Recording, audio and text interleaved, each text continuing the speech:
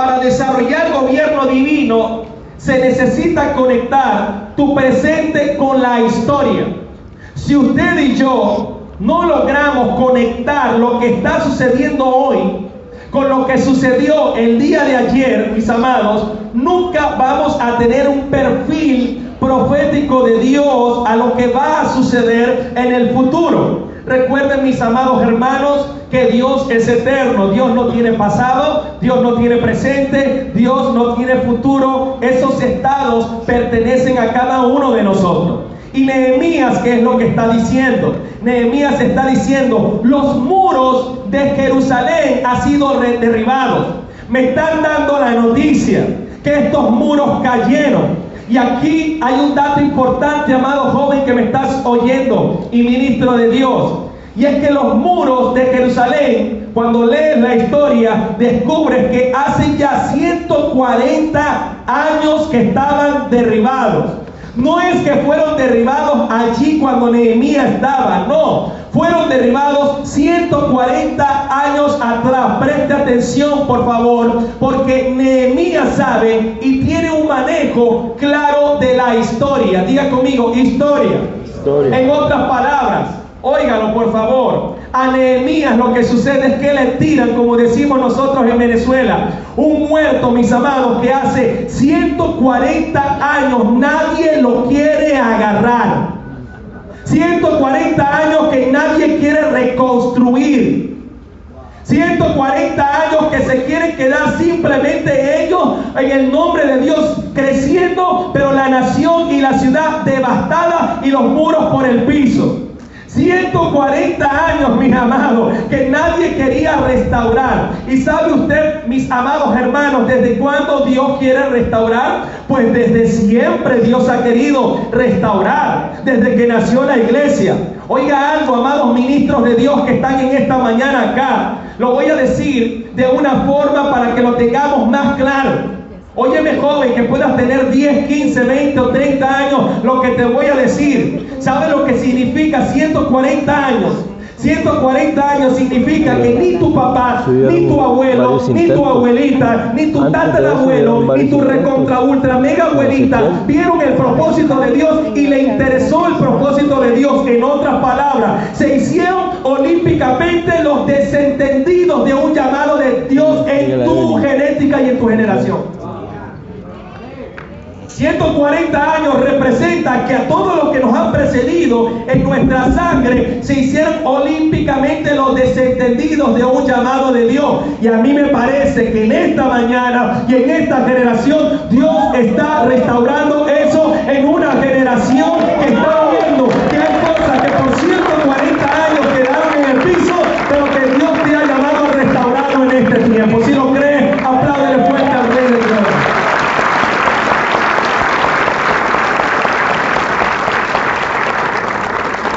Entonces, lo agarra usted con 20 años físicos, con 30, con 40, con 50 años, con 15, 30 años en el ministerio, y entonces te colocan una papa en la mano, que lo único que nosotros tenemos que hacer es orar y ponernos a llorar porque no tenemos de otra, porque tú sabes que una cosa que fue ignorada por 140 años es una tarea que tiene que tener riesgos, es una tarea que tiene que tener renuncias, es una tarea que tiene que tener gestión y entrega total en nuestras vidas. Si queremos reconstruir, porque esto no se hace, mi amado.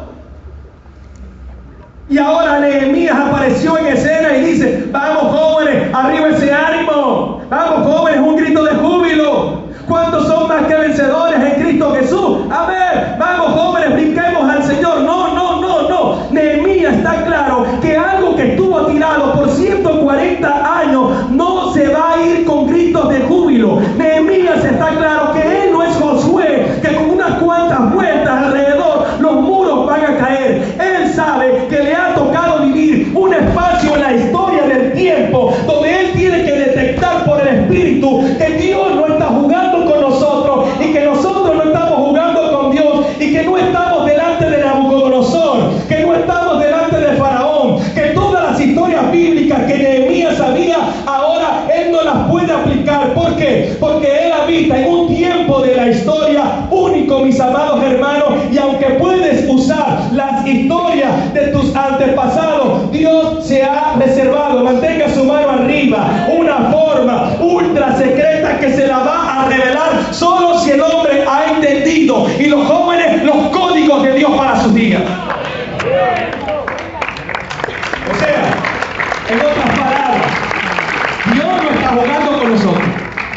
O sea, yo en Venezuela no tengo tiempo de jugar, porque mientras yo puedo estar dando gloria a Dios, que es bueno y es parte de, pero no puedo desentenderme y divorciarme de un estado social donde en los hospitales los niños mueren, donde la gente está muriendo sin medicina, donde hay hambre de una manera increíble, donde estamos viviendo una miseria impresionante por causa de la idolatría y de gobiernos corruptos. Mis amados, usted tiene que estar allá. Eso no estaría en la cabeza de alguien, que nosotros estemos gozosamente llenos de Dios y nuestra gente afuera se esté muriendo, porque que yo sepa, Dios nos llamó a nosotros para dar nuestra vida por los demás. No sé si usted me está entendiendo. Entonces, esta generación que Dios está levantando el día de hoy, Dios no lo está ya levantando solo para bendecirte y que seas feliz y que digas cuánto Dios está conmigo. No, papá, así no se trata en este tiempo. Dios te va a conectar con tu comunidad, Dios te va a conectar con tu gente, Dios va a levantar en ti un ministerio que te va a ni siquiera Dios te va a dejar dormir, porque hay una reconstrucción que Dios está haciendo en las naciones de la tierra, mi amado, y nosotros fuimos escogidos para esta hora en este tiempo. Por eso es que nosotros, por lo menos nosotros, no estamos ni por fama, porque si fuera por fama me fuera quedado en mi profesión. No estamos ni por intereses, ni por dinero, ni por aparentar cosas que no somos. Estamos creciendo siendo una generación auténtica, no una generación perfecta, pero sí una generación auténtica, que son auténticos en lo que dicen, son auténticos en lo que viven, y lo que hablan va pegado con lo que es el estilo de vida que llevan en adelante. Señores, yo tengo solamente 18 años en el Evangelio, quizás un poco más. Y hasta el día de hoy a mí no me impresiona ni me impacta lo que una persona pueda saber de la Biblia. Gloria a Dios por eso. Aprendo de ellos, claro que sí. Pero a mí lo que me impacta y lo que me inspira es lo que esa persona vive de lo que sabe de la Biblia. Porque muchos de nosotros podemos tener muchas palabras, pero como decíamos en estos días, lo que hay en nuestro corazón, lo que hay es una ausencia de amor impresionante. Nosotros predicamos del amor de Dios e increíblemente nosotros tenemos tíos, primas y abuelas que no le hablamos desde hace 15 años. Pero nosotros predicamos del amor de Dios. Gloria a Dios, Dios está con nosotros. Dios es amor. Nosotros hablamos de un amor que cuando nuestros vecinos nos oyen pegando gritos y peleando la esposa con el esposo y cayéndole a palo a los hijos, que los hijos Dios no te los dio para que le cayeras a palo, Dios te dio a los hijos para que los formes. Dale, maestro. Entonces, ¿qué es lo que sucede? La gente empieza a ver, porque ya la gente, no sé si usted se ha dado cuenta, pero ya la gente se cansó de oír. La gente hoy quiere ver. Y el reino de Dios, mi amado, es poderoso porque consiste en el poder de Dios manifestado en nuestras vidas y en una generación, porque somos auténticos en la tierra. Aplaudan al Rey de Gloria.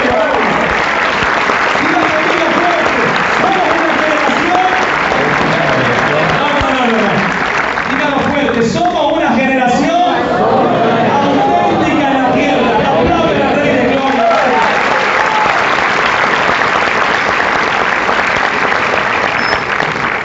Dice la escritura de Nehemías, número 1, oyó la importancia de estar en las conversaciones correctas.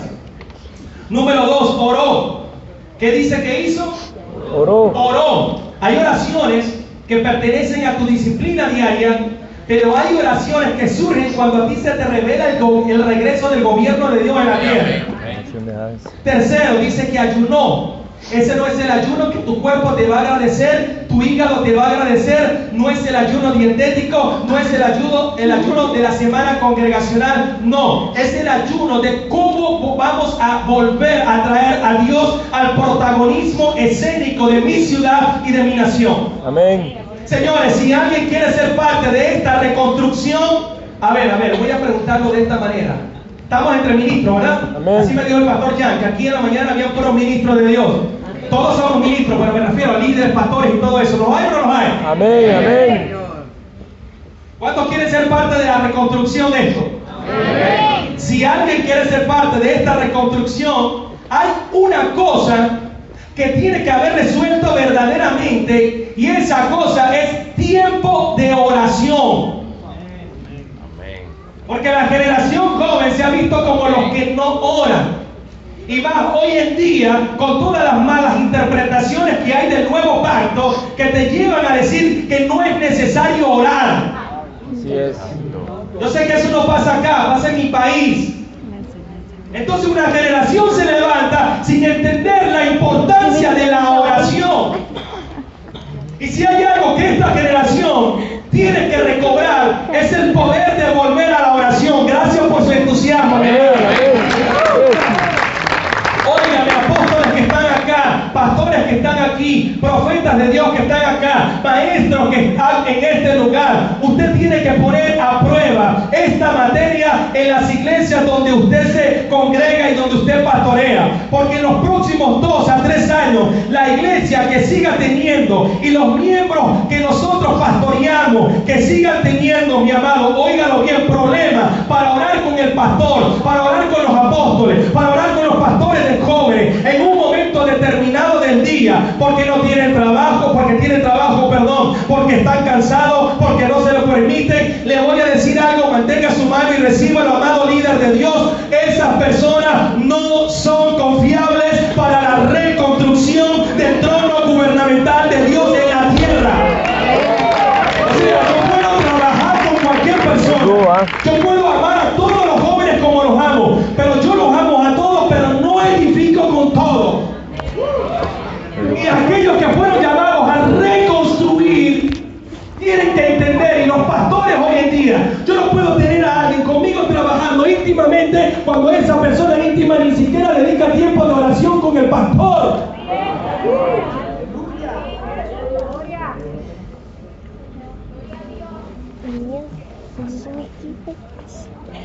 Usted tiene que presentarle un plan. Mira, de acá a 3 años, óigame por favor, jóvenes que están acá, porque usted no solamente viene para estudiar una carrera y hacerse millonario, sino que hay una tarea. Dios te envió a esta tierra. Tú no eres un accidente. Tú no eres producto de unos tragos de tus padres.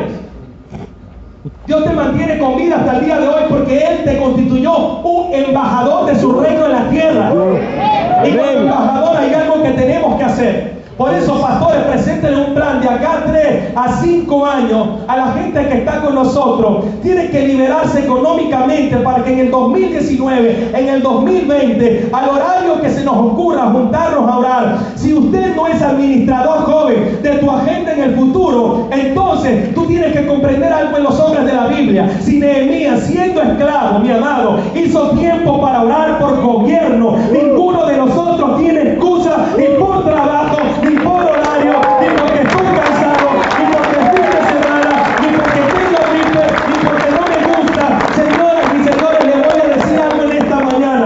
Las personas que de acá a 3 a 5 años no han liberado su vida de su agenda personal, si entre los matrimonios que están aquí el día de hoy no solucionaron en casa, que esto se trata, mi amado hermano, de darlo todo, no cuente con esa gente, no tenga expectativa con esa gente que no tiene tiempo para orar, que no tiene tiempo para administrar su agenda a la voz gubernamental de Dios. Mis amados, ámelo, pero no pierda tiempo con ellos, porque esto es más grave que resolver de manera sencilla lo que estamos viviendo en las naciones el día de hoy. Amén. Así es. Si no puedo, mi amado, si aquí hay un pastor, un padre en esta casa que ha dedicado toda su vida a esto, o sea, por lo mínimo, si yo me congrego acá en Costa Rica y estoy con el pastor, mi hermano, de 3 a 5 años, yo le aseguro que lo mínimo que yo estoy dando al pastor son problemas. Porque se supone que si ese hombre de Dios que pastorea la mañana, pastorea, da en escuela, da en discipulado, ¿para qué te enseña? Para que tú la palabra la lleves a tu casa, a tu vida personal, y que todo lo que Dios enseña a través de acá funcione en el matrimonio. Amén. Funcione en tus relaciones con tus hijos. Ay, Dios mío. Me está mirando como con cara de gripe. ¿Está bendecido? Amén. Esto que estoy hablando tiene que ver con el ser de Nehemías. Esto no tiene que ver con un programa. Por eso una de las cosas que me gusta de los discípulos, cuando Dios los llama, y esto no hay tiempo para desarrollarlo, pero mire, cuando Jesús llamó a los discípulos, los llamó apóstoles, y eran unas personas salvajes sobre la tierra. Gracias. Y sabemos que por pacto todavía no eran salvos porque Cristo no había ido a la cruz. Pero una cosa, mi amado, siempre me llamará poderosamente la atención, y es cuando Jesús llamó a Pedro. Pedro no tuvo que ir a consultarlo con su esposa. Amén. Gloria a Dios. Y cuando Lidia necesitó abrirle puerta a Pablo, no tuvo que ir a hablar con su papá de qué iban a hacer con la finanza. Señores, hay una cosa: cuando los tiempos apostólicos arriban sobre una iglesia y sobre una nación, usted y yo ya deberíamos de tener resueltos todos los rollos familiares que tenemos, porque si no, no vamos a poder avanzar a la reconstrucción de una nación. Amén. En otras palabras, ya en el círculo de tu casa se debió de haber resuelto a esta altura del partido. Señores, si Dios nos pide todo, es todo. Si no, óigalo por favor, manténgase todavía en silencio y en el anonimato. No diga, Señor, heme aquí y después lo hago cuando tenga tiempo, que no tengo que sacrificar nada, porque así no trabaja el reino de Dios. Así es. Qué bueno. Se supone que si vamos a reconstruir, Pastor Macotelo, tenemos que pensar por lo que Dios constituyó, que es la familia. Entonces nosotros hablamos de reconstruir una nación. Tenemos que empezar por las casas, y nuestras propias familias son las primeras que están desbaratadas. Entonces Dios te imparte la palabra a ti, ¿para qué? Para que cuando tienes 15 y 16 años tú estés amargado, que lo que mi papá me hizo, que lo que mi mamá me hizo. No, mi amado, tienes que redimir eso en nuestras vidas. Tienes que comprar eso, tienes que conocer la historia de lo que Dios está haciendo. Ay, sí, no, pastor, es que yo soy así, es que yo fui tan maltratado. ¿Qué maltratado? Mi papá murió cuando yo tenía 6 años. De ahí en adelante viví en uno de los peores barrios de Venezuela. El número 1 quedó en el 2016. Nunca tuvimos nevera hasta los 19 años. Nunca me bañé en una ducha. Comíamos una vez al día. A veces ni comíamos. En el colegio una vez me quedaba en la merienda estudiando porque no tenía para comprar nada, y a los 3 días sin comer un amigo me dijo: mira, te voy a invitar a comer una empanada. Bajé y cuando mordí la empanada me desmayé. Mi mamá alcohólica. Mi mamá fumaba hasta 5 cajas de cigarros diarias. Yo de niño me enviaba a comprarle el alcohol y todas esas cosas. Nos maltrataba, nos pegaba de una manera terrible. Yo nunca me puse, ay, que yo voy a hacer la no por lo que mi mamá me ha hecho. Por favor. Ay, no, que mira lo que mi papá. Señores, si tenemos, ay Dios mío, si tenemos el amor de Dios, estamos entendiendo que Dios a nosotros nos llamó. Por eso decimos, y lo hemos tomado como un lema: no estamos jugando ni nos estamos entreteniendo como la iglesia cristiana de quiénes son más bonitos, de quiénes son más feos. No, mi amado, por lo menos en nuestro país no tenemos tiempo para eso, porque todos los días, nada más en el 2016, hubieron 28,000 muertos por armas de fuego. Más que en una guerra. En otras palabras, nosotros venimos de la guerra. Nosotros tenemos las marcas de esto. Es la realidad de lo que vive y está viviendo nuestra nación el día de hoy. Y estoy respetando muchísimo a algunos personajes de la Biblia, mis amados hermanos, que yo hasta hoy no lo había visto de esta manera, porque eso de que la iglesia se termina convirtiendo en la receptoría de los problemas que debieron de ser resueltos en nuestras casas. Lo hablamos la semana pasada. Señores, si yo tengo 3 hijos hoy, y les voy a decir algo, yo les puedo decir: ¿está aquí bendecido o no? Habiendo examinado y autoevaluado mi casa, Carlos Pedraza, si yo lo miro para atrás, es una alegría y es una bendición todo lo que Dios ha hecho. Pero cuando yo proyecto hacia adelante los próximos 10 años, lo que viene, le quiero decir algo: estoy trabajando arduamente en mi casa y en mi hogar, porque los targets de comportamiento y de entrega que tengo en mi casa no van a soportar los próximos 10 años de lo que Dios va a hacer en la tierra. Entonces, como ya yo lo estoy viendo, porque tengo una conexión con la historia, yo tengo que empezar a trabajar hoy. ¿Por qué? Porque hoy tener 3 hijos en mi casa casa se me hace más difícil gestionar que cuando no lo tenía, porque las demandas que habían antes cuando no los tenía no son las mismas demandas que hoy hay estando con ellos. Hoy los tiempos que paso con mis hijos, mi amado, de oración familiar, todas las semanas, y ahí está mi esposa sentada que no me deja mentir, los reunimos todas las noches a orar con ellos, a formar a nuestros hijos, ahí como familia. Yo me doy cuenta, mis amados, yo que hago eso todos los días, que nuestros hijos no van a sobrevivir a los planes futuros y a los planes de Dios si no entienden que esto se trata, mi amado, de darlo todo desde chiquito, si no, no va a funcionar nada. Así es. ¿Está acá o no? Amén. Usted sabe que los árabes o el Islam desde niños forman a los niños para inmolarse, ¿sí o no? Y cuando el niño se inmola con un poco de bombas, usted no ve a la mamá y al papá llorando. Se inmoló. No, hacen una fiesta, porque para ellos es un honor que su hijo haya dado su vida por una causa. Esta gente se prepara para meterse una bomba en el cuerpo y volarse. Nosotros no venimos a la iglesia porque está llovinando en la mañana. Tome. Nosotros, ya no estoy en la iglesia más, ya no voy más para esa iglesia porque el pastor no me saludó. Es porque tuve una diferencia con el de la alabanza, el que canta, que se la tira, que tú sabes, ¿no? Entonces ya yo no voy a estar más ahí en esa iglesia. Y nosotros vamos a transformar el mundo. Está bien. Esa gente está transformando el mundo. Porque esa gente está dispuesta a todo. Aquí como que la gente no está comprendiendo esto. Por causa del reino. ¿Ah? Por causa de la palabra. Por causa de ver vidas restauradas.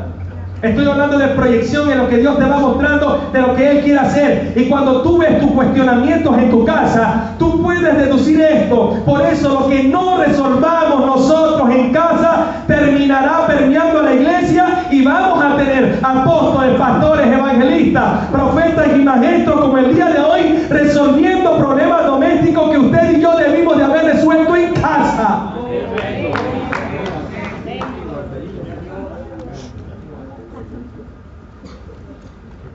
Yo creo que aquí los jóvenes van a salir sin darle más problemas a los pastores. Gloria a Dios. Gloria a Dios. Entonces los ministros bendecidos, mi amado.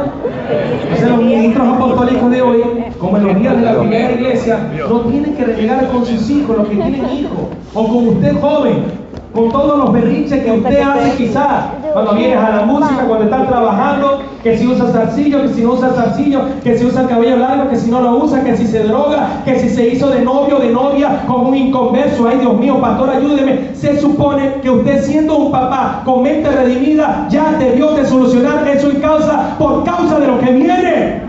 Amén. O sea, no me puedes traer a tu hijo y decirme, pastor, aquí te traigo a mi hijo para que hagas algo con él. Si tú no has hecho nada con él en 18 años, yo menos lo voy a hacer en 45 minutos en una reunión. O sea, es simplemente, mi amado, ser práctico. Cuando estaba con la gente hermosísima y preciosa de Sarapiquí, puse un ejemplo.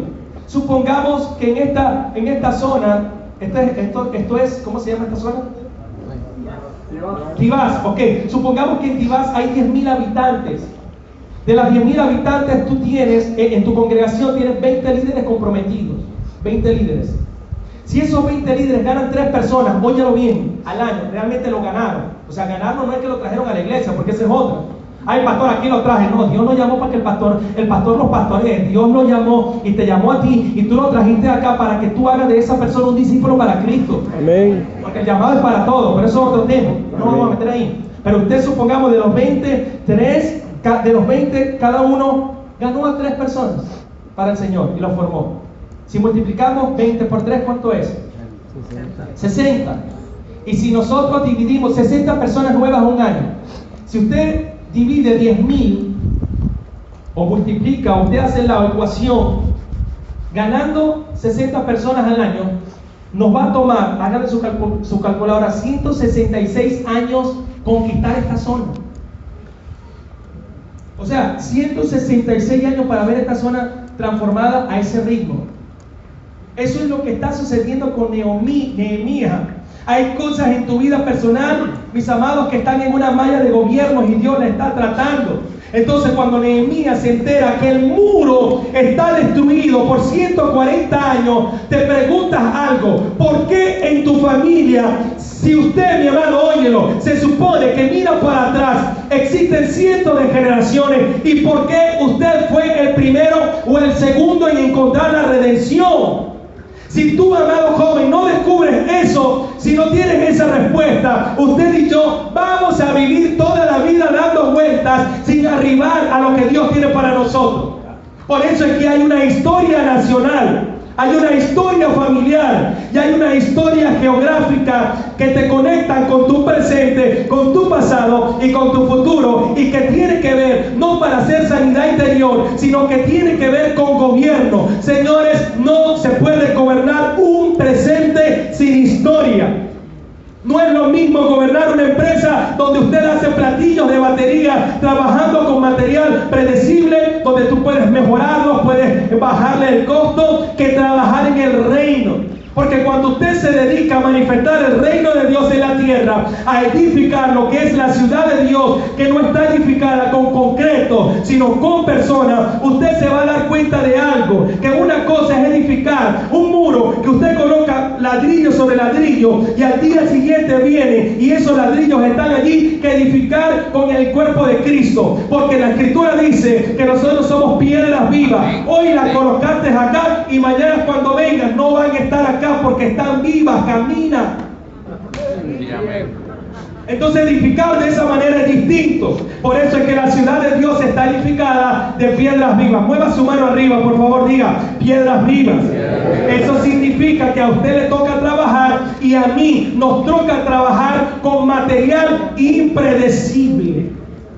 Iba a decir loco, pero me lo quiero reservar para el final, porque usted y yo trabajamos con la locura de la gente.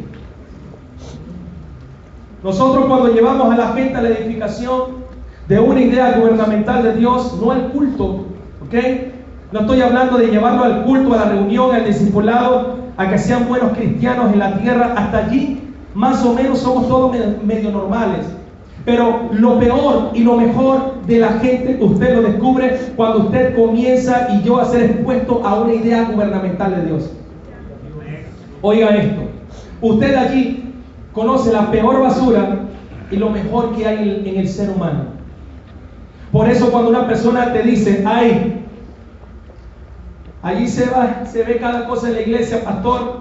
Claro, porque la iglesia es la única institución sobre la tierra que es capaz de sacar lo mejor de la gente y lo peor de las personas. Cuando usted se dedica a manifestar el reino de Dios, cuando usted entiende por revelación que fue llamado a ejercer gobierno, usted tiene que estar listo para ver lo mejor de la gente y la peor basura de la gente. ¿Alguien me está viendo aquí o no me está viendo? Tiene que estar listo. Si usted no está listo para eso, ni se meta todavía en esto, porque el reino de Dios produce estas cosas. Ahora, Nehemías, como hombre transparente y ético, para involucrarse en la edificación, en este caso de los muros, estaba conectado con la historia. A ver, y aquí voy cerrando. Diga conmigo: historia. Por eso es que cuando Jesús, óyelo bien, vino a la tierra, Mateo 21:42 dice: ¿no han leído las Escrituras? Las piedras que desecharon los constructores han llegado a ser la piedra angular. Jesús nunca les dijo, no se les reveló. Óigame esto, por favor, no se distraiga. No les dijo, no se les reveló. Lo que Jesús reclama en sus días es: nunca leyeron la historia. En otras palabras, la razón por la cual ustedes no están viendo lo que está sucediendo delante de sus ojos es porque ustedes nunca, fariseos, leyeron la historia. Por eso de que los fariseos se sabían toda la Biblia, eso de que los publicanos se sabían toda la Biblia, señores, son mitos que muchos de nosotros hemos creado. Atención con esto: nosotros tenemos un montón de mitos que tenemos que ir aprendiendo corriendo a matarlo conforme a las Escrituras, porque muchos creyentes el día de hoy dicen: pastor, hoy leí el Salmo 4, ayer leí el Salmo 7, leí Proverbios 3, en esta mañana leí Efesios 5, qué tremendo. Y somos un montón de desordenados que en vez de tener una mentalidad de biblioteca, tenemos una mentalidad de bolsa donde vamos metiendo todo lo que vamos leyendo. En vez de tener todo ordenado, tenemos una mentalidad de bolsa donde lo que estamos oyendo lo metemos y no estamos entendiendo ni leyendo los tiempos. Y Nehemías, como un hombre ético y transparente, pudo conectar la noticia que recibió, óyelo bien, de su nación con estas dos palabras. Diga fuerte: familia. Diga fuerte: historia. Entonces, este combo entre familia e historia inyectan en Nehemías el entusiasmo necesario para involucrarse en la reconstrucción del muro. Por eso es que Pedro dice que hay gente inconstante, y guarden también esa palabra, ¿ok? La palabra inconstante. Hay gente inconstante que le hace perder el orden, que tuercen las Escrituras. Y es por eso que nosotros tenemos que dar gracias por hombres bíblicos que nos permitieron, mis amados, leer sus Escrituras, que intervinieran en la Biblia, como el caso de Lucas, cuya única asignación fue ordenar la historia. Lucas no se caracteriza por ser un hombre de haberse caído de un caballo, por ir al tercer cielo. No, él no se caracteriza por caminar sobre las aguas. Lucas está en la Biblia solo porque él entendió el valor histórico de la Escritura. Usted por eso nunca puede olvidar que de Lucas se escribió toda la historia. Él ordena la historia para que pudiéramos comprender lo que vamos a cerrar en esta hermosa mañana. Amén. La historia paralela dice que Teófilo era un funcionario de Roma y de alguna manera era un personaje resorte con la nación, entre la iglesia y lo que estaba sucediendo en Roma. Roma no lograba decodificar qué tipo de cosa rara era esta gente que sin ningún partido político estaban transformando las naciones. Es decir, esta cosa extraña que para la iglesia para Roma los llamaban los del camino, era una cosa que por un lado te hablaban de Dios, pero por otro lado transformaban la ciudad. ¿Alguien me está oyendo esto? Esto que es muy difícil de codificar, tenía que ver con qué, mi amado, óyelo, con algo histórico. Roma no es más que un accidente de la historia. Lo que Dios está desarrollando con Israel no es un movimiento anti-Roma. Lo que está sucediendo en Jerusalén es un movimiento espiritual dentro de una cápsula llamada Roma. Pero esto ya había pasado ¿con quién? Con Babilonia, ya había pasado con Ciro, esto ya había pasado con los medo-persas, esto ya había pasado con Egipto. Estos eran simplemente actores circunstanciales que les había tocado vivir y soportar los arranques divinos de la manifestación del gobierno de Dios sobre la tierra. Por eso es que Dios no está pensando si Roma es poderoso, óigalo. Dios no está pensando si Egipto es poderoso o si Nabucodonosor es poderoso. Lo que Él sabe es que el Dios que Él le sirve y sus hijos están en la tierra, y cuando Dios va a actuar para gobernar y transformar las naciones, va a reventar lo que tenga que reventar en medio de sus actores, en medio de lo que está sucediendo y de la corrupción, para que los hijos se manifiesten en la historia de la tierra. Amén.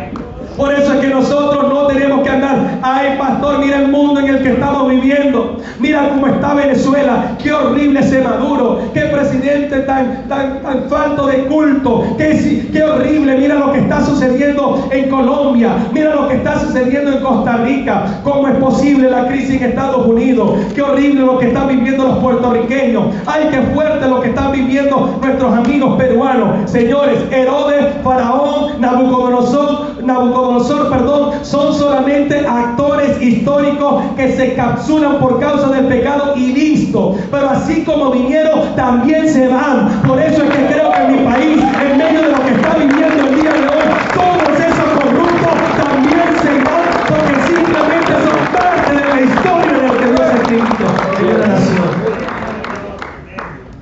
Entonces, ¿cómo nosotros jóvenes vamos a destrabar la gloria para una nueva generación que Dios ha destinado para este tiempo? Ya Abraham no está, ya Moisés no está, ya Nehemías no está, Ya Saulo de Tarso no está, pero dígale que está a tu lado. Estás tú y estoy yo, y con nosotros Dios cuenta. Si lo crees, aplaude de vuelta.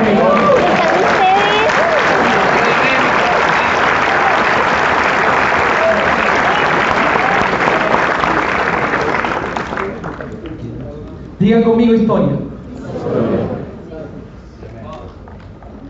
Nuestros hermanos de Honduras, ¿dónde están? Levanten su mano para verlos. Qué gusto conocerles. Y de Nicaragua también. ¿Dónde están los hermanos de Nicaragua?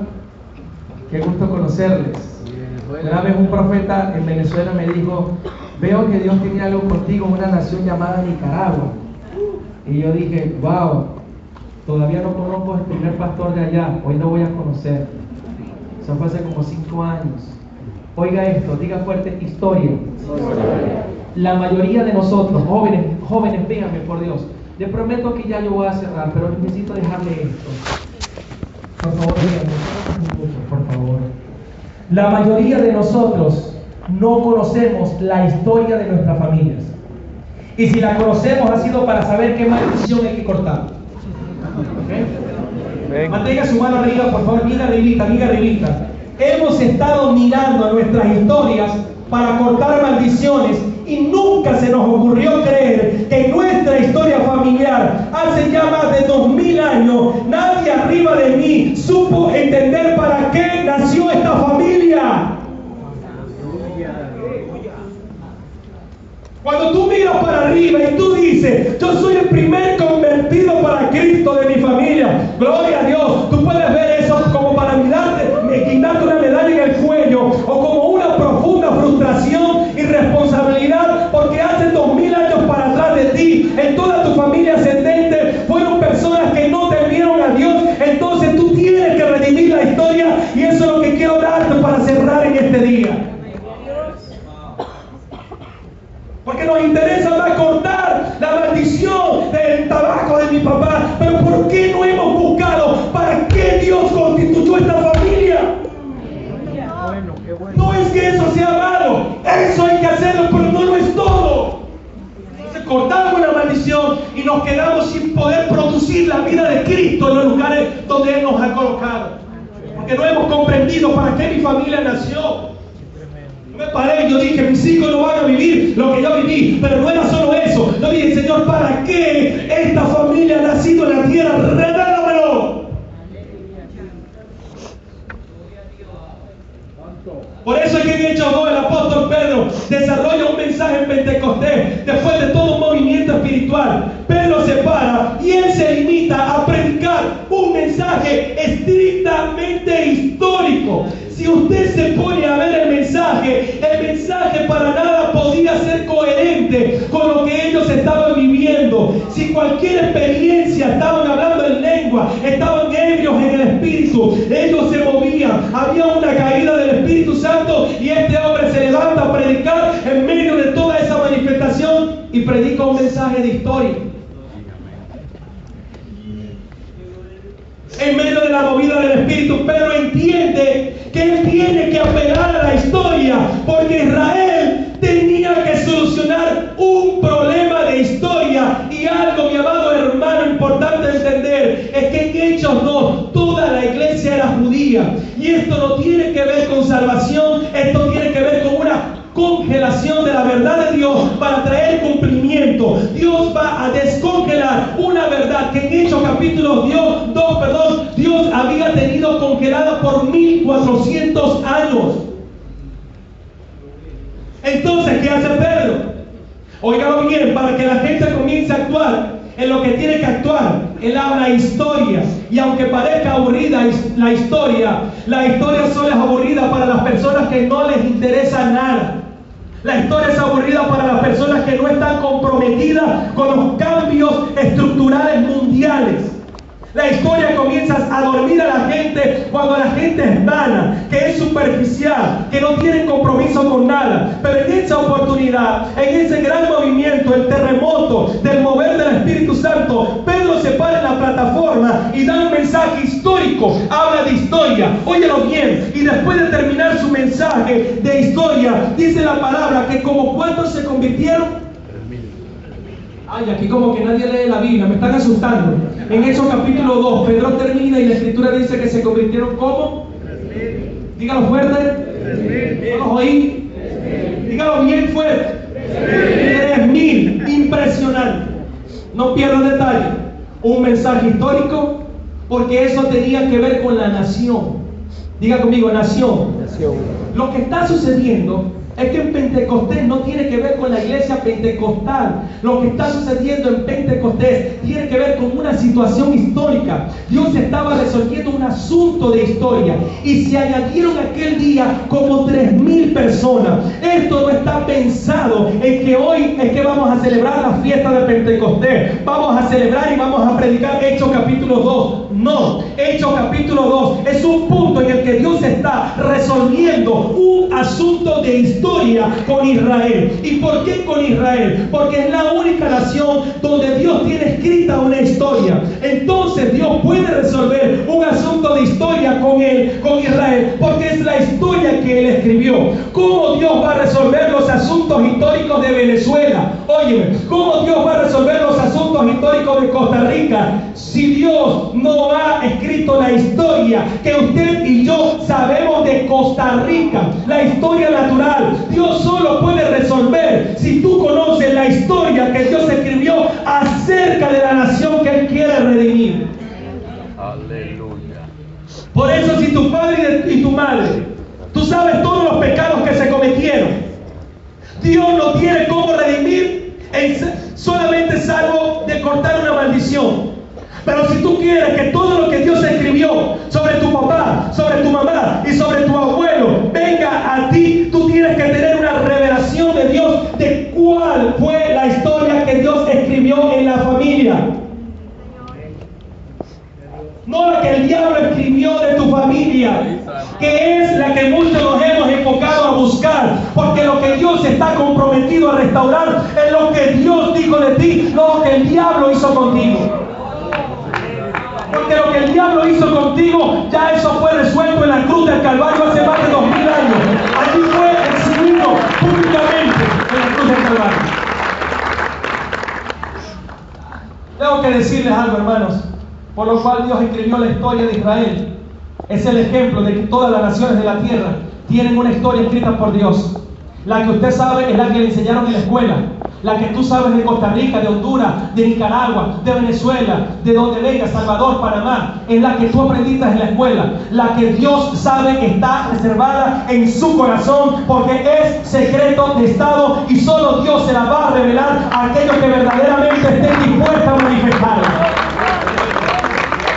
Por eso es que nuestra ciudad tiene una historia. Son historias paralelas. La que el hombre desarrolla está llena de pecado, corrupción y de actores políticos corruptos. Pero por otro lado, paralelamente corre la historia que está escribiendo Dios y que ha escrito Dios. Por eso es que Dios no improvisa con nosotros y con nuestras ciudades ni con nuestras naciones. El problema es que nosotros generalmente basamos nuestras estrategias futuras en los daños que el pecado hizo en nuestras naciones. Error. Nosotros tenemos que conectar en qué punto de la historia es que nuestras familias, óyeme por favor, y nuestras naciones, Dios se fue, Dios dejó de estar en el escenario. Yo puedo hacer hoy, señores, ¿qué tenemos que hacer hoy para que Dios vuelva a intervenir en la historia de nuestras naciones y recobrar su gobierno sobre la tierra? Y es por esto que este asunto de los judíos era necesario que la primera iglesia fuera netamente judía, no por una cuestión de salvación y de pacto, sino por una cuestión de cerrar asuntos de la historia. Sobre Costa Rica hay una historia que no se conoce. Por eso yo no voy a ganar nada si no logro descubrir esto. Si yo no conozco a Dios y lo que Dios ha hecho, no lo voy a entender en mi nación. ¿Ok? No vamos a poder avanzar. Y por eso es que este número 3,000, no sé si me puede acompañar con el piano, por favor. Diga conmigo, 3,000. No es casualidad. Cuando todos los judíos empiezan a contar, óiganlo, 1, 2, 3, 4, 5, 6, 7, 8, 9, 10, 11. Como 3,000 se salvaron. Cuando alguien dijo, son como 3,000, ellos inmediatamente conectan general. Óyeme por favor, que 1400 años de historia se acaban de redimir en Pentecostés. ¿Basado en qué? En el libro de Éxodo, capítulo 32, verso 1, 27 y 28. ¿Qué sucedió ahí? Se lo leo rápido. Cuando el pueblo había creado un ídolo por mano de Aarón, trae maldición de muerte, dice la escritura, para más de 3000 personas. Entonces Dios mandó a matar a esos 3000. Entonces cuando Dios mandó a cerrar el cielo sobre una nación, no hay acto profético que lo abra. Es solo una intervención de nuevo de la historia de Dios. Entonces cuando en Pentecostés empiezan a contar y se dan cuenta que hay como 3000 en un mensaje que era más para dormirse que gritar, ¿qué entendió la iglesia? Que Dios había vuelto a casa. Que Dios volvió a la tierra a tratar los asuntos de una nación para transformar los gobiernos del mundo. Eso es lo que celebraron. Papá ha vuelto a casa. Y yo creo fielmente que eso es lo que Dios está haciendo en esta generación. Amén. Repito, cuando hablo de generación, no hablo de edad, hablo de mentalidad. Yo creo, mantenga su mano arriba, póngase de pie aquí donde está, por favor. Esto lo vamos a seguir en la tarde. Levante sus manos. Yo creo que usted no vino aquí ni por casualidad y yo tampoco. Yo creo que hay un asunto de historia que Dios está resolviendo con nosotros. Yo creo que hay algo que Dios está redimiendo en nuestras vidas. Yo creo que hay algo que Dios nos está haciendo entender con Nehemías. Yo creo que hay jóvenes que están acá que recibirán una activación en su llamado con una simple conversación. Yo creo que aquí en este lugar hay gente que no fue llamada para cualquier cosa. Fueron llamadas para cosas extraordinarias en la tierra. Yo creo que Dios está gestando algo poderoso. Yo creo que hay una historia de Dios que se está escribiendo en las naciones, en Centroamérica, en Latinoamérica, en América. Hay algo que usted y yo estamos haciendo, mi amado. Esto no es en vano. Algo Dios está haciendo con nosotros. Pero Él, diga conmigo fuerte, no estamos jugando. No los oí, digan, no estamos jugando. Pastores preciosos que están acá, padres de congregaciones que están aquí, les amamos, les respetamos y les honramos. Y esta generación les dice a ustedes que valoramos lo que han hecho durante años y les decimos que nosotros no estamos jugando al Evangelio, nosotros estamos comprometidos con la causa eterna de nuestro Señor Jesucristo. Y si usted es uno de esos, aplauden al Rey de Gloria.